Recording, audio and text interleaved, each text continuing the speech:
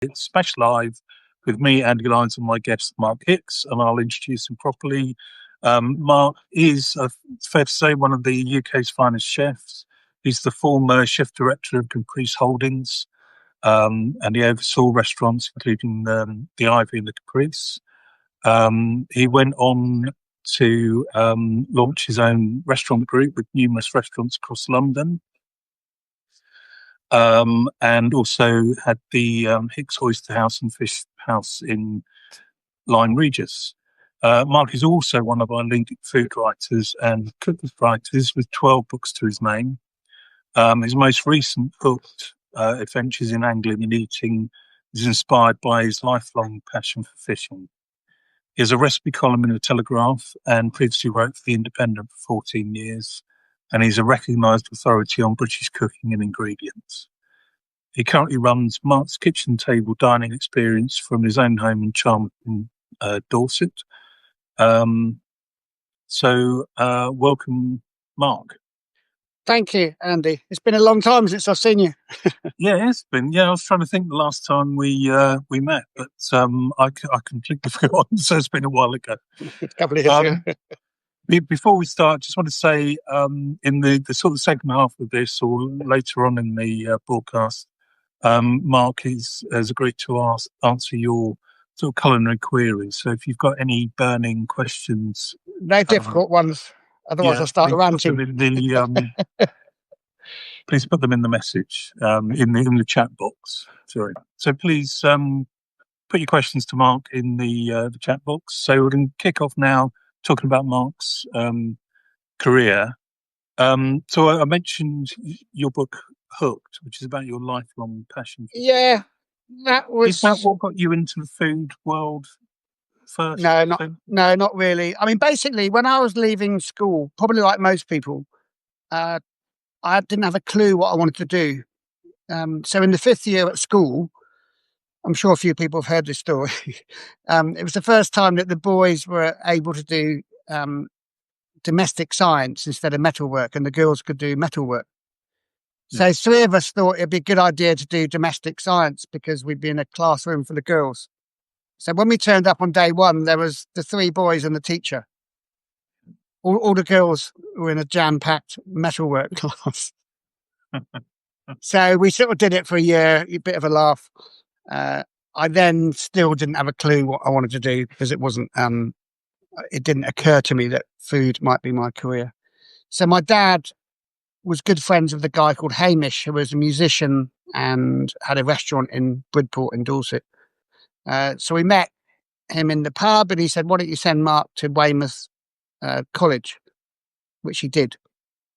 So I did that for 2 years, had a really good lecturer called Laurie Mills, and he sort of lived and breathed food, thankfully. Always talked about London.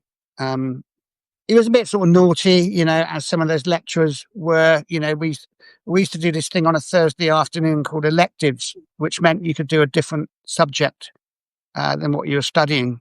And on electives, we'd go to the pub and then go back to his flat and have a party. That wasn't on the curriculum at the time. But I sort of thought to myself, oh, this is good fun. I need to go to London and follow in his footsteps. And I actually did. He worked at the Grosvenor House and the Dorchester, which I managed to get jobs at. So that was my kind of London, start off career. Well, my very first job, I couldn't get a job at either of those, but I got a job in the staff canteen at the Hilton on Park Lane, and then went to the Grosvenor House and then went to the Dorchester. So that was the Grand London hotels was your sort of grounding. Yeah, that was my grounding for the first sort of 5 years. And it was, back then the hotels were proper old-fashioned hotel kitchens. I was lucky enough to work under Anton Edelman at the Grosvenor House, and they'd just opened 90 Park Lane, which then became Nico. I then my friends were working at the Dorchester, so I went then after 2 years to work for Mosiman at the Dorchester. One of his old sous chefs then poached me to work at a little restaurant in the city called Mr. Pontack's, the Candlewick Room. So I went there as a sous chef after about a year, he decided to leave. I was only 21 or something, so I asked the owner, Philip Isles, if I could have his job as head chef. I was properly underqualified, but was dead keen on food. So I did that for sort of 4 years. And then my fishmonger at the time, Tony Allen, who had just started up in the fish business, phoned me one day. He said, "There's a job at the Caprice going." Working in the city, I was a new boy and didn't really know much about the Caprice. You couldn't Google it then, so I sort of had to make a few phone calls. And after about 4 or 5 interviews with Chris and Jeremy, managed to get the job at the Caprice. And that was really my proper, because I stayed there for 17 years throughout Chris and Jeremy's time, and then later Luke Johnson and Richard Caring the last year. But Chris and Jeremy were very, very, with the Langhans background and Joe Allen's, they were very focused on the customer. The food was kind of an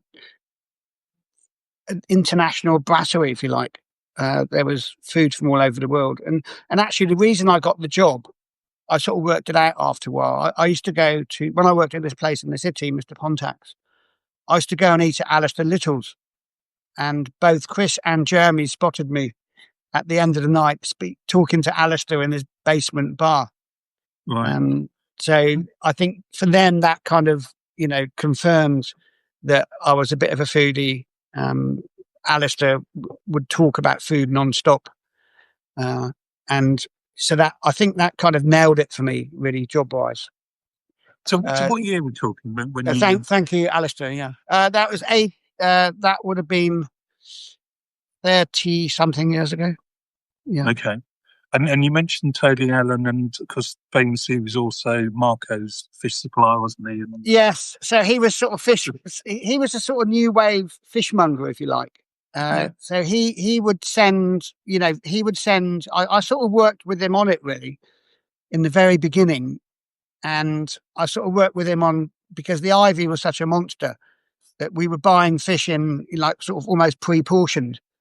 And obviously, that cut out not the whole lot, but it sort of cut out a person prepping fish and messing it up.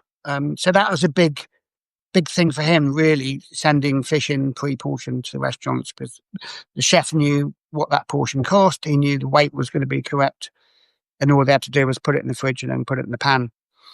Yeah. So that was quite a big innovation at the time, isn't it? Yeah, it was. It was. I think back then there used to be a lot of, sort of crooked suppliers that used to come into the hotels and restaurants. And he was, pretty much on it. He used to work for his mum, and then he grew a really large fish business. Yeah. And then, working with Chris and Jeremy, I mean, I sort of had my own hand in it with their knowledge. I introduced menu tastings every week. And I sort of developed my own style of food then, because my style of food previous to that was very much what I'd sort of learnt at the Daughters Do on the Grove of the House. It was a little bit fine dining. But when it came to the Ivy and the Caprice, I really did find my feet in, my sort of food style, and eventually ended up championing lots of British producers. And the menu became, pretty much British, and, people came out of the woodwork, and, farmers and producers and stuff. So, yeah. Yeah. And so I'm sure everyone who's watching knows this, but you must mention Chris and Jeremy, and obviously that's Chris Corbin and Jeremy King, the owners of Caprice at the time, and obviously Jeremy Cole do all sorts of things. Yeah, I mean, Jeremy said a very pertinent thing to me once during the menu tasting or early days, and he said, one thing to remember is cook what the customers want to eat, not what you think the customers should eat. So that phrase stays with me today, and I think a lot of chefs and restaurateurs should sort of have that in their head, really, because it's very true. Because I'm going to have a slight rant in a minute about menus these days. So yours and mine, old friend Charles Campion, the late Charles Campion, once said to me, Mark, he said, I think you write the best menus in London. And when I read your menu, I know more or less what week of the year or at least month of the year we're in, because my menus were, very seasonal. And, I read menus now and I don't know where it's come from. It could have come from St. John, which wasn't quite like that. But you read a menu now and it's ingredient, comma, ingredient, comma, ingredient, comma, ingredient, comma. Doesn't tell you how the meat or fish is cooked. It doesn't give you any provenance. It's really quite lazy. I mean, I did a dinner. Hugh won't mind me telling him, but I'm telling you or the people watching. I did a dinner at the River Cottage. So I sent my menu in, written as normal with, breeds and all that sort of stuff on. And 2 hours, I asked before the dinner itself, I asked the restaurant manager if I can just check the menu for spelling and stuff. So she gave me the menu. And of course, it was ingredient. So she stripped my menu apart. It was ingredient, comma, ingredient, comma, ingredient, comma. Yeah. And I said to her, this is not the menu I sent. I said, Hugh went to Eton. If I was his English teacher at Eton, he'd hardly get 1 out of 10 for this. and I'm sure Hugh didn't even see the menu, to be honest. Yeah. And he wouldn't mind me talking about it. But yeah, there's just become, and people say, oh, it's the way menus are written these days, but it's not. Menu writing is a bit of an art form, wording it in the right way that you inform the customer, the reader, totally about the dish, so they don't have to ask any questions. The way menus are written now, really, you're constantly asking the waiter questions. How's the brisket cooked? Has it got wine in the sauce? Has it got beer in the sauce? It's just completely. And I, number one, it comes across as being quite lazy, and number two, it just doesn't make good reading, really. But it's not. It's common everywhere. Yeah, it is. Yeah. And I think it's difficult if you're, say, looking at 4 or 5 menus thinking, where do I fancy going tonight? You can't make a decision because you don't know what. No, exactly. I mean, what the hell is it? Yeah, from a food restaurateur's point of view, you can kind of work out what it's going to be. But for a newbie, a customer, you're going to have to ask a lot of questions that really... puts the waiter at risk because they're going to have to stop every 2 minutes and go back to the kitchen or ask someone or make it up. So that's my thing at the moment. I'll be writing about it on Substack soon, but it drives me completely mad. And even some of my proteges are doing it, and I take the piss out of them. We're doing a dinner at Park Lane, 45 Park Lane next week. And Elliot Grover, good guy, good cook. And again, he sent back the menu full of commas and ingredients. So I think mine is one of 5 courses on there that's written properly. He said, "Oh, it's marketing. It's marketing. It's not bloody marketing. It's nonsense." So you were sort of at Caprice. You could, I suppose, you could sort of call it the heyday, couldn't you? I mean, it was. What you were doing there was as influential as, say, Comran or, what Marco or Gordon was doing at the time, but perhaps it was just a little... Yeah. It was, I think it was the beginning. I always remember Jeremy one Sunday or Saturday coming downstairs with the Times, because back then you would read the Times, all of the weekend papers for the reviews and mentions about food. And Jeremy came down. He said, "Mark, look at this. This is fantastic." So it was like the top 5 chefs in London. It was like Simon Hopkinson, Rowley Lee, Alistair Little, myself, and one other. I can't remember who it was now. And they sort of name checked. It might be Marco Pierre White. Name checked the 5 of us as people to look out for, because back then we're talking about 30 years ago now. And then there was another great day at the Caprice when Jonathan Meades had reviewed, and I'd really sort of got to grips with the menu. We had grilled rabbit with soft polenta, black olives and rosemary. I think I was one of the only ones doing a squid ink risotto on the menu. and the other dish I can't quite remember. But anyway, so he flagged up those dishes, and I think we got 4 out of 5 or something. Which, back then, I think it's quite nice that you're really being recognised by one of those great food writers. Yeah, and I mean, it must have been. I mean, I've heard people talk about the kitchen at the Ivy in particular. I mean, it was quite hectic there, wasn't it? I mean, it was. I mean, brief. The Ivy was funny because, okay, the Caprice was quite a small restaurant, although it was quite busy. The Ivy, I mean, in today's terms, it wasn't that big a restaurant, really. It was like 80 seats or something, but we used to do 100 people pre-theatre, sometimes 100 people post-theatre, and then a few in between. But it was a bit of a beast at the time. It was busy. The menu was not complicated. The menu was simple. But it was, we used to get through a lot of staff, and the staff are much more experienced then. But yeah, that was a bit of a beast. And then Quaglino's opened, and a few other big restaurants opened. So it was that sort of large London restaurant back then was, it created a bit of a theme, I think, really, for the way London restaurants were going. And now there's huge London restaurants, as you know. Yeah.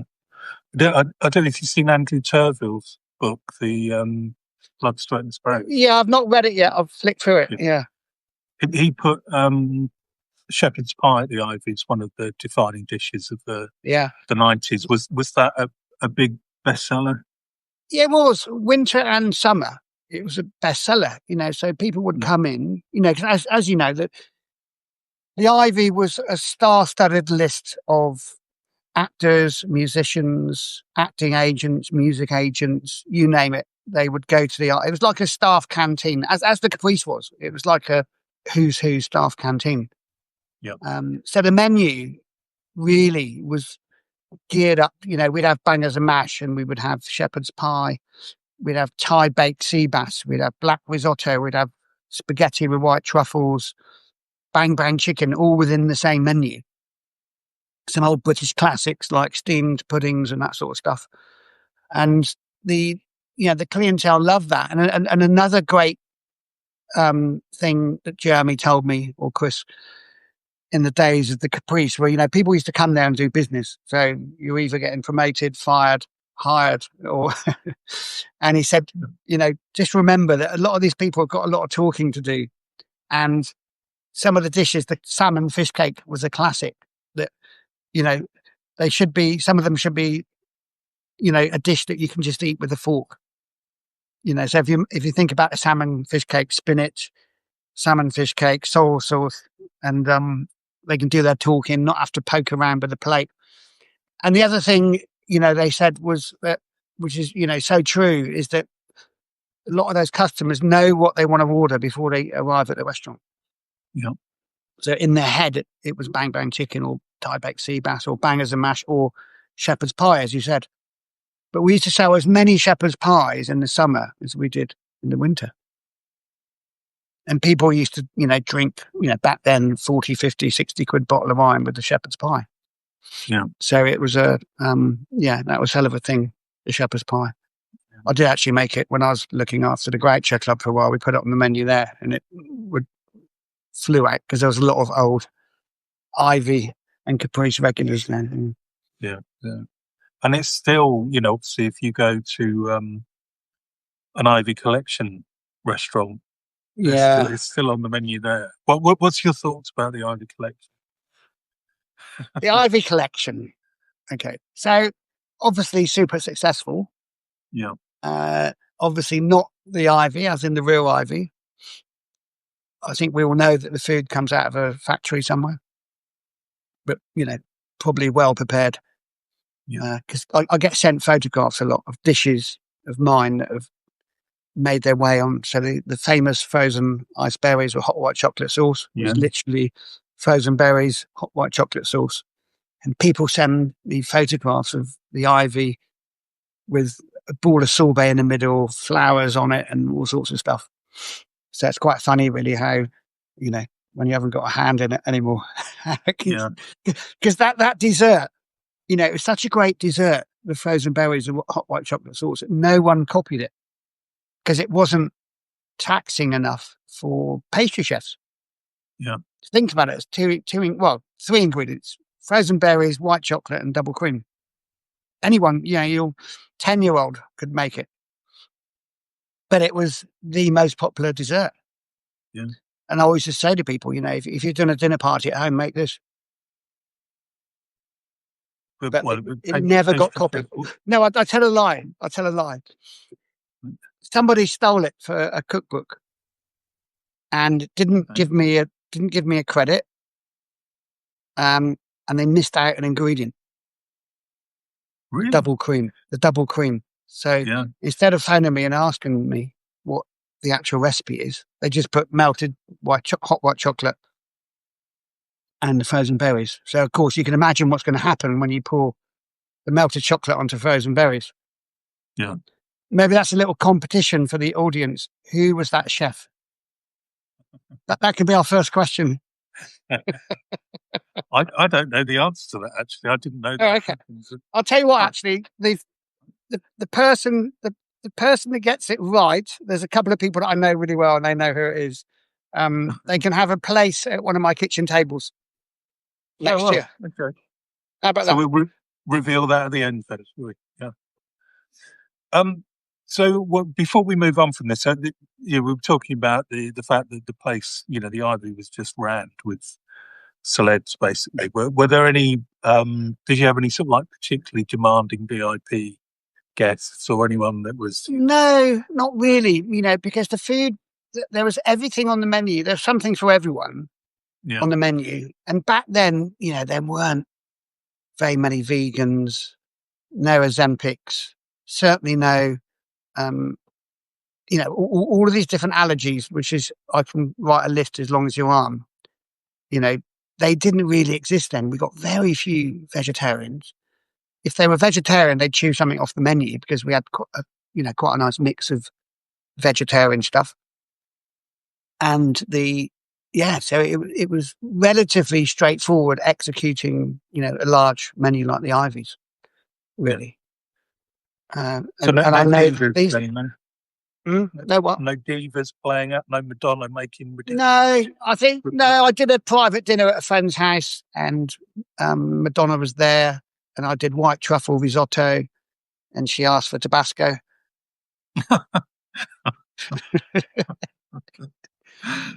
Okay. So I think that there was a couple of stupid things like that, but you know what? If let them have a bottle of Tabasco.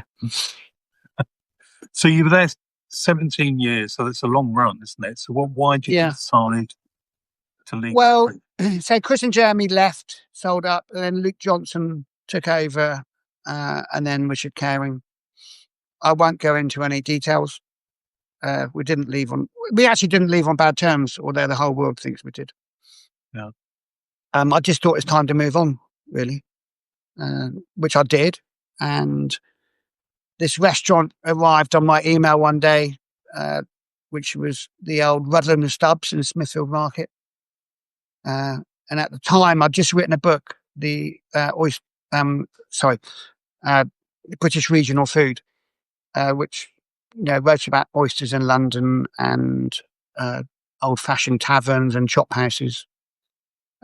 So in my head, I thought, wouldn't it be a nice thing to survive that? Because oysters are, apart from places like Bentley's, the Wright brothers wasn't around. Oyster restaurants in London almost sort of disappeared, really.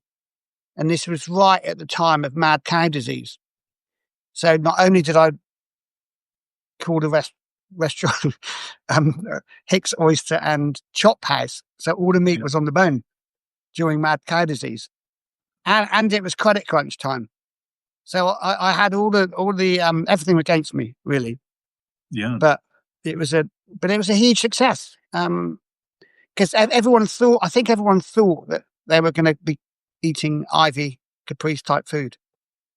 And I'd made sure that, it was definitely back to basics, back to my own style. I remember in the first week, as always, you invite a few people, and Rick Stein said to me, "Mark, I think you've gone a bit over the top now. You used to put 3 ingredients on a plate. lot of the dishes I've had tonight, there's only one ingredient on the plate. So it might have been a piece of fish or a steak. And of course, that weekend, Adrian Gill reviewed it and, give us a blinding review about the simplicity of it. Yeah. So dear old Adrian used to follow me around and make sure that he was almost the first person in. So, I mean, that, when you think about it, that sort of paved the way in a way for restaurants like Hawksmoor, isn't it? Well, yeah, exactly. Yeah. I mean, I didn't, and what I didn't do, as I opened a new restaurant, I kept an element of the last one, but the rest was kind of different decor and everything. So, so the tram shed became, amalgamation of one steak that was on the Oyster and Chop House and the roast chicken, which I got from Chez L'Ami Louis in Paris, because the Oyster and Chop House was an influence from Chez L'Ami Louis. And then I just suddenly thought, okay, I think there's room in London for a big restaurant with chicken that just does chicken and steak, keep it really simple. Yeah. And that was a big restaurant, wasn't it? So that was in Shoreditch. Shoreditch. And I mean, what's the capacity? It was a couple of hundred, wasn't it? Something Yeah, a couple of hundred people. Yeah. It had a big Damien Hirst cow in formaldehyde, towering above the restaurant. Yeah. And my business partner at the time said, if you put that in the restaurant, I'm not going to come. He was Indian Hindu, so no beef. Anyway, I went ahead and did it. And it was it was a success. It was, people used to take photographs through the window and not come in to eat. But we used to get vegans, vegetarians in then sitting underneath the cow. And I in the beginning, Damien Hirst had a show at the Tate, the one where they were throwing buckets of red paint over the building. So I had to get a security person in because I thought, oh Christ, if we get that lot in, it's going to really mess it up for us. But didn't have any trouble at all. Yeah. Just I mean, it's probably good because the times only to mention you've got quite close connections with the art world in this country, haven't you? I mean, I lived in the East End for most of my sort of career life and got to know, a lot of the YBAs and the younger artists. I used to host, when I did the Rivington Grill, I hosted young gallery openings and I used to exchange art for food, as in dinners and lunches. So I sort of ended up with quite a nice collection, really.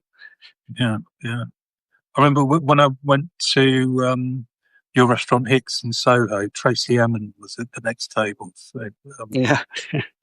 Yeah. Well, that was also part of the idea because if you've got their work on the walls, it's more people would see it than going to a gallery even. So hence why I sort of got a nice collection of artists together that I knew. It was always important that I knew the artists, and they became part of the restaurant and a decor, really. Yeah.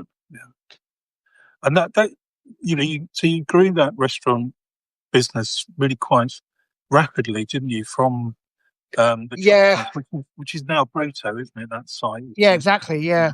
I suppose I became a bit of a serial restaurateur, opening quite a lot of sites, which I look back on and slightly regret going a little bit too fast. But when you get opportunities put in front of you, you sort of tend to gamble a bit. And I always liked a bit of a gamble. I was never a gambler, but I'd. But that coincided with a bit of a boom time in British restaurants, didn't it? It did, certainly did. Yeah. And it was also a good opportunity for me to showcase English producers like Reg Johnson up north and Peter Hannon in Ireland. Lots of people dotted around the country that were, great producers, and it sort of put them on the map a little bit. Yeah. I mean, and also writing about it as well. I could, put it in the weekend magazines. Yeah. I'm going to say that those two books you wrote, the British regional food and British seasonal food. Yeah. Sort of, definitive works on the subject, aren't they? I mean, And They are. I could probably do a volume 2 of British Regional now, because some of those people are dead, and I've since got a lot of new producers, both drinks and food. So that's certainly a book that could be picked up by a publisher. Yeah. But there's a slight sort of not dichotomy, I suppose, but so you're really passionate about British food, but then also your influences are quite wide ranging, aren't they, in terms of your cooking style? But why is British produce so important to you? Well, I just felt at that time that we're importing far too much stuff, and a lot of the because look at cheese as an example. The British and the Irish are fantastic cheesemakers. We win lots of gold medals over the French and the Italians in the World Cheese Awards. And I just suddenly thought I'm going to focus on, sourcing and selling British food. Because, unless the farmers and the producers get the opportunity, look at vegetables now and fruit. Not so much fruit, but vegetables. All the different Trevisos and Tardivos and Italian stuff that, all the restaurants we use is available in England now. We can go out in England. All those little baby vegetables, if you want to use them, are all available. Growers will actually, bend over to chefs' demands, really. And hence then customers, retail customers will start buying that stuff. Yeah. And also, with Brexit and everything, I think we need to keep as much in the UK as we can, really support our farmers. Yeah. And fishers. Yeah, of course. So, you're talking about your sort of restaurant empire. It was sort of 2008 till, what are we talking, sort of mid? Yeah, until before lockdown, really. Just before till lockdown. Yeah. I decided a couple of years before lockdown started to give away a bit of the company. I kept 25%. To sort of help me grow the business, if you like, and help with the business and to take a little bit of money out. And sadly, the business partners called me the day before lockdown and said, my board have decided to put your business into administration. So overnight, I lost everything, had to tell 130 staff that they haven't got jobs anymore and not being furloughed. So I basically lost a whole lot. The only thing I got out of it was I had to sell my name to them for quite a big sum. And it takes six-figure sum. Wow. And of course, my name also went into administration. And so during lockdown, I bought it back for $7,000. So it's the only time I've really made any money. So that's quite a shocking end to the story. It was sad, whether it was a good thing that it happened or a bad thing, because lockdown did go on for a long time, whether those landlords would have demanded rent whilst we were closed or, I don't know. Really. Yeah. But then, so COVID and post-COVID, so I guess your life's changed a fair bit. Yeah, so when COVID started, I didn't have a business, I didn't have any staff, I didn't have any income coming in at all. So I had to cashed in all of my pension, started selling a few pieces of art, just to sort of scrabble by, the whole 2-year COVID period. I managed to buy the fish house back for $15,000. So I sort of had, plans of opening a new business, and then sort of just got back on my feet a little bit, but things were never the same really post COVID, especially in the countryside. So it was always a bit of a struggle. So, and I just last Christmas sold the restaurant to Mitch Tonks. Right. Yeah. So I now haven't got any restaurants. I haven't got any staff. I've got one part-timer, Joe, who's worked for me for 25 years. So yeah, which is it's in a way. I mean, I wake up in the morning and I don't have any headaches as such. Yeah, yeah. And so the latest thing you're doing is this the kitchen table experience is actually in your Yeah, well, I've done that for a long time actually. I've done that for about 14 years. So my kitchen here, where I'm sat now, is set up for 8 people. It's advertised once a month, or you can do a bespoke one if you've got 7 other people that want to do it. So I do 6 little seasonal courses. It's not a tasting menu as such. That's another thing that makes me angry. And I think most other people now, by the looks of it. So yeah, it takes kind of half size portions, if you like, with different yeah. local wines or tonics wine, which I'm So involved in. that's your joint venture with Mick.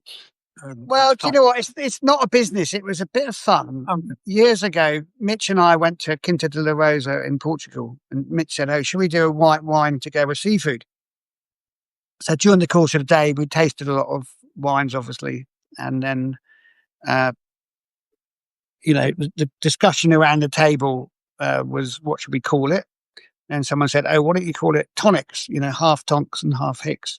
Yeah, So we had a little Google, and tonics with one N was a sports brand or something, or sports drink.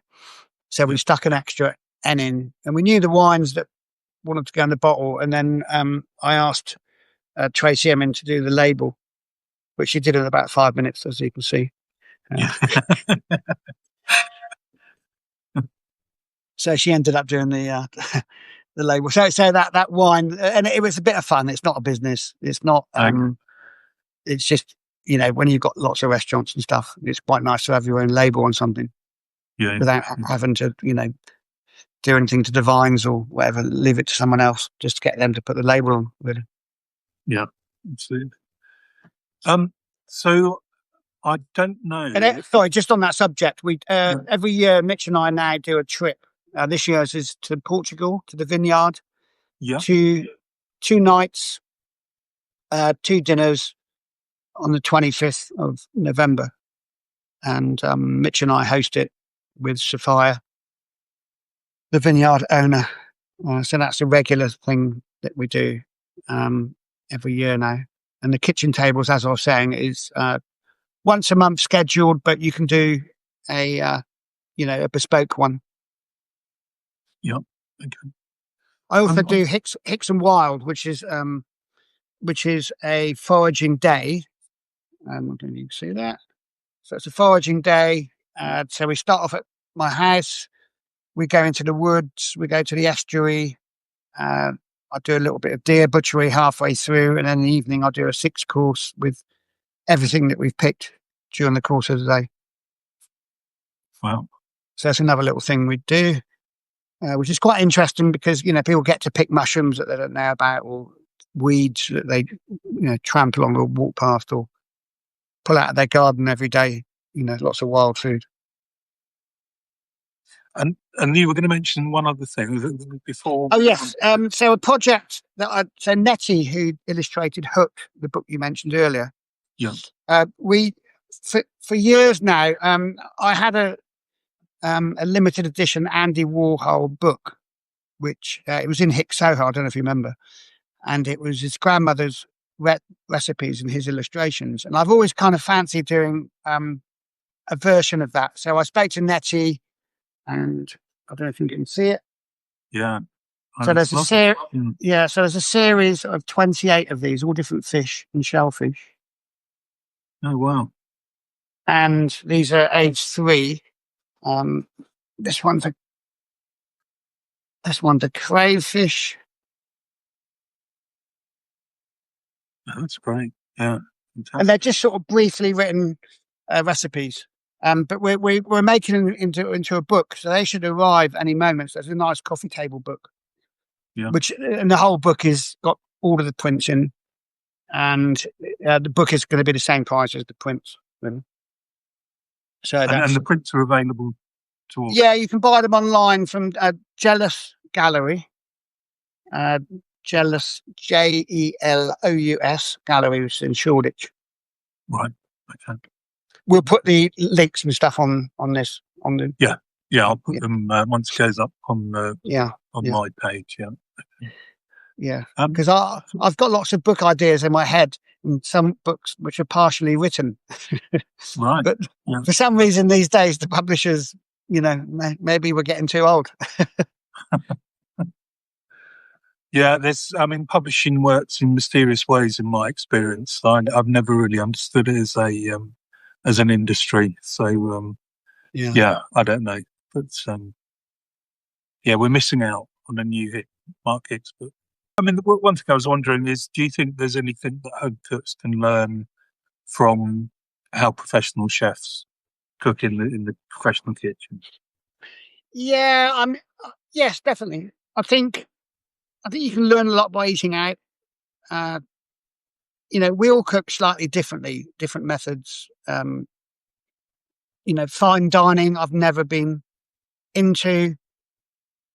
There's and the sort of food that I cook is obviously quite simple. And Fergus Henderson and, Jeremy Lee and lots, I can rattle off a lot of people that just cook very simple food. And, like Henry Harris and Neil Borthwick, for example, they cook, great, bouchon, bistro food.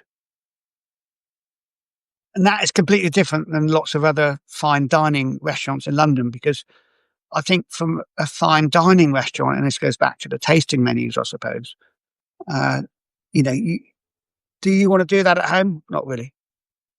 Do you want to learn how to do that? Maybe not. So, I think you can learn by eating out. You can learn by watching, luckily the Telegraph do videos online, reading cookery columns and... Yeah. I mean, are there any sort of, techniques, or I don't know, maybe something simple as me? Yeah, I mean, obviously the first thing I learned when I went to catering college was, here we are, there's some questions popping up now. Excellent. When I went to catering college, the first thing you do is learn how to cut a shallot very finely, an onion, crushing garlic, cutting things into julienne, little strips and stuff. Okay, so Carp, can you see the questions? I cannot, no. Oh, okay, all right, I'll do the questions. So Carl Pendle, my son is a 19-year-old chef. What advice would you give him? He works at South Lodge near Gatwick. South Lodge, I think that's a little country house, isn't it? Yeah. I mean, I would say to him, as a young chef, especially 19-year-old, to probably, spend a couple of years in each place. Don't keep hopping around, but also go to places that, have a different style of food. So you're not really just focusing on one particular style, because what happened to me, the food at the Grosvenor House in London and Anton Mosselman, it was quite fine dining or nouvelle cuisine back then. Remember nouvelle cuisine, Andy? I do, just about. But that's not something that I did, going forward in my career. So I would certainly advise him, Carl, to, do a couple of years and then move on to something completely different and let him decide then what he's comfortable with cooking. Because, food does go in and out of fashion. So what is fashionable this week might not be fashionable in a year's time. So food that's here to stay. Max Dawes, question from the Isle of Wight. What's an alternative to bull shot to serve on a shoot day? Right. So I do several versions of bull shot. I do one with, I don't throw things away. So I do a shell shot. So crab bones, prawn shells, lobster shells, I make into a stock and freeze them, and then add the same ingredients as a bull shot and do exactly the same thing. Yeah, so we call it a shell shot. And then I do one with a game stock, which particularly for shooting, using all the carcasses and stuff. And I call that It's normally pheasant bones. I normally call it a cock shot, as in the cock pheasant, because we couldn't think of a decent name for it. For the uninitiated, If anyone's got any suggestions of what I should call a game version of a bull shot, please let me know. Emily's joined. Hi, Emily. can I just ask, just before we move on, what for the uninitiated, what is a bull shot? What's in a bull shot? So classically, a bull shot was very rarely made with fresh beef stock. It was nearly always canned consommé with vodka, Worcester sauce, Tabasco, and a bit of lemon juice. And that was a hot drink that you would take hunting. Right. Okay. Max had just said, thank you, cock shot it is. But do save your shells, Max, because a shell shot is very, very good. Imagine a lobster stock from all the leftovers, shells and carcasses. Yeah.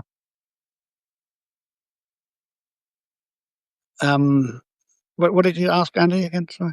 Oh, sorry, I didn't. I'm doing your job here. I'm reading the questions. Yeah, I'm sorry about this. No, it's fine. That's good. Thank you. Cock shot it is. Yeah. Any other questions? Anything else coming up? No, I'm sure they're thinking of some trick questions to ask me. What about a sort of quick easy dish? Have you got something that you cook at home often when you know? Well, actually, before, just wait there 1 second. Yeah.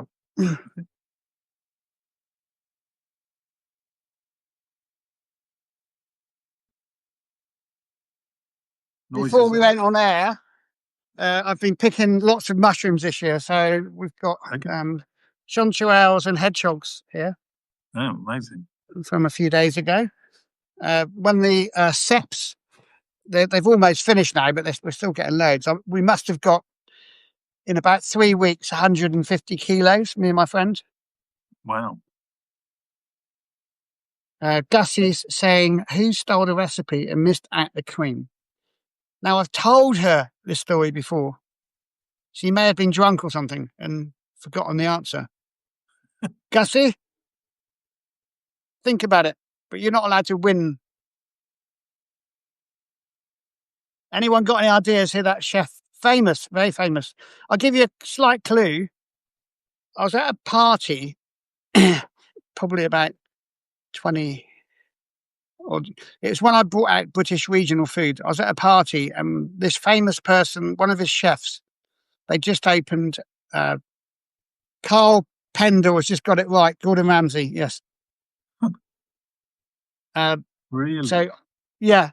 So I was at this party and Mark Sargent, who worked for Gordon Ramsay, was standing next to me. He said, oh, Hicksy, we've got your new book, British Regional Food. And we use it like a Bible in the kitchen. Standing right behind us was a journo from the Standard, whose name I've completely forgotten now, listening to everything.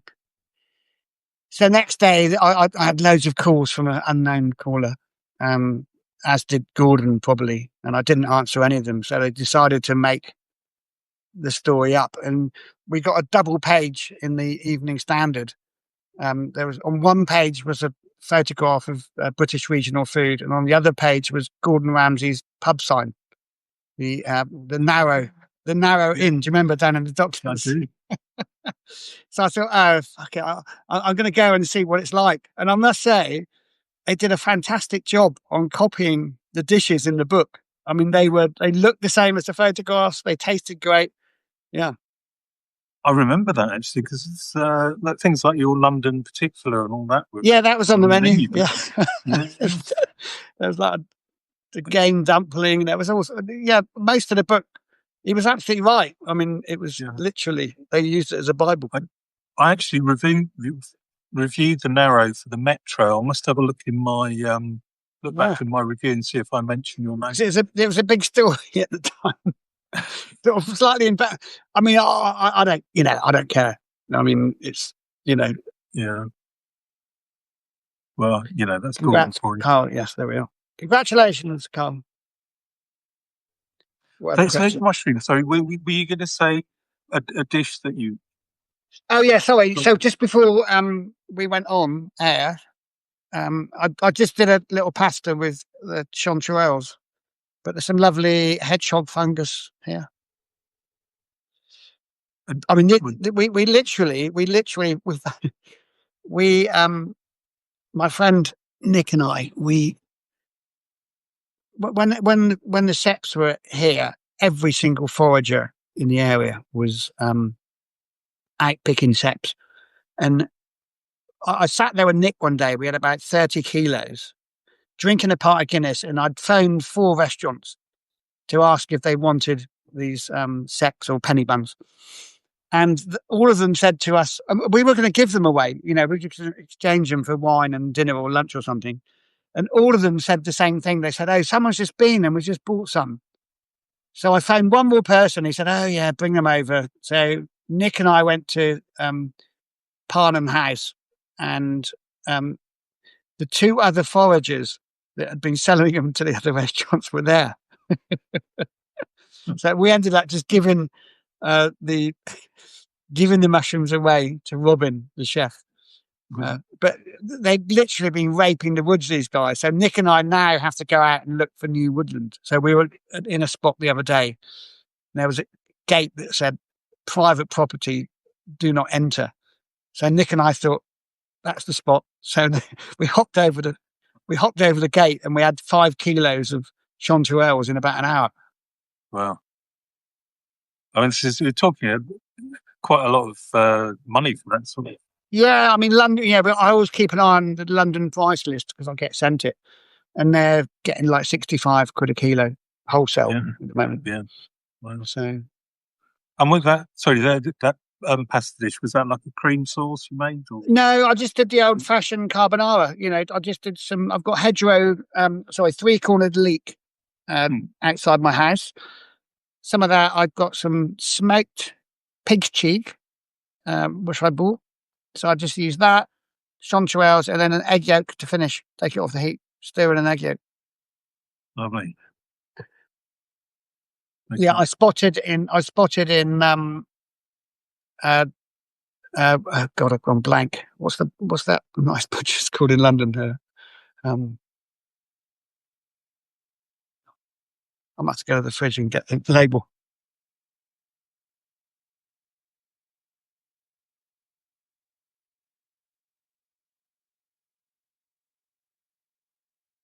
The ginger pig. Yeah. I just spotted one day out of the corner of my eye. They were selling these smoked pig cheeks, which is basically guanciale. Yeah. And they were like 3 quid each.